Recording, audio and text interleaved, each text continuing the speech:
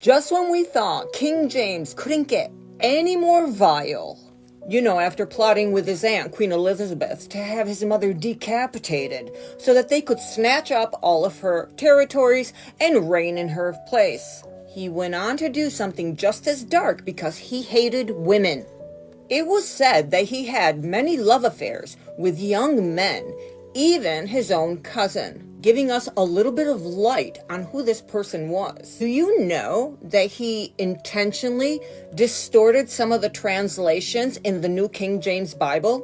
So before we get into his hatred for women and his own mother, let me tell you about how he distorted this very important verse of the Bible. The infamous line, "Man shall not lay with man." This is often used to condemn homosexuality, but it wasn't originally written that way. In the early Hebrew text, this verse was specific, referring to grown men lying with children, with boys. The verse condemns the peds, never condemned same-sex relations. But King James, a man surrounded by court scandals and desperate to redirect the attention, twisted the original meaning so that it couldn't bite him in the ass. It was to fuel shame, division, and ultimately control people's identities. Another deliberate lie buried in translation, and it's time to bring the truth to light.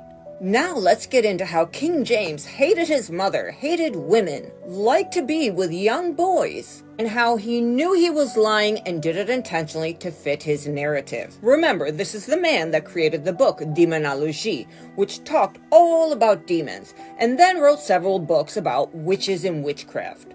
And you all know that if you were raised Catholic, you're not even supposed to look into those things. He was an expert. The passage, "Thou shalt not suffer a witch to live," Exodus 22:18, used to persecute and justify the offing of witches. Mostly women accused of witchcraft. But was it witchcraft? It wasn't. They did this especially during the Inquisition and all of the witch trials in Europe, that then led to them doing it in colonial America. So the original Hebrew word was Mekhashepah. The word translated as witch in the King James Version of the Bible is Mekhashepah, derived from the root word kashaf. But here's the twist. Kashaf does not mean a spiritual woman, a healer, or those that we used to call wise women. It was more often associated with sorcery, dark magic. It had to involve manipulation, deception, harming others. And it refers to poisoning and dark magic of this sort. The key difference is the intent. In ancient Hebrew culture, the Mekhashepah was someone believed to be using occult powers to manipulate, to control, and also to harm others, especially through evoking demonic spirits or maleficent forces. But what does kashaf really mean? It means a malicious magician, a poisoner and a spellcaster. Use hidden knowledge to deceive or destroy. Not the same as a midwife, oracle, seer, healer, which many of these witches were just this, and in their communities doing good. The fact that early texts like the Talmud distinguished between good magic for healing and protection and sorcery for harm. So he basically got everything, good and bad, and lumped it all together. Mostly because of the obsessive persecution against women that he had. So the real tragedy is that over time, due to mistranslations, cultural fear, and patriarchal agendas, the term witch became a call-out for any woman practicing folk healing, midwifery, and or independent spirituality.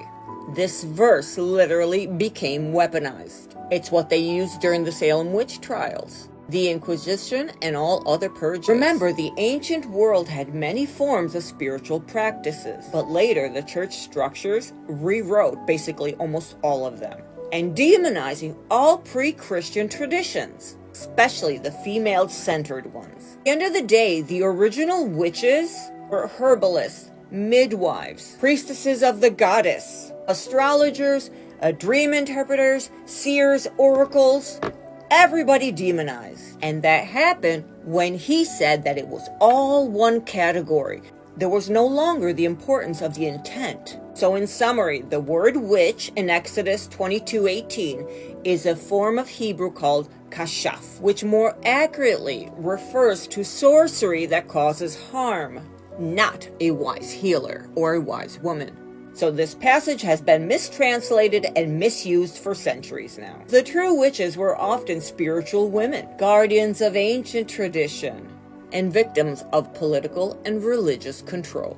So if the verse King James turned, put you against women that were wise women healing the divine feminine, and he, instead of following the origin Hebrew scriptures of where it was condemned to lay with children, he turned that into adult men. You ever heard those videos where they talk about him and his infatuation with younger boys? This is why.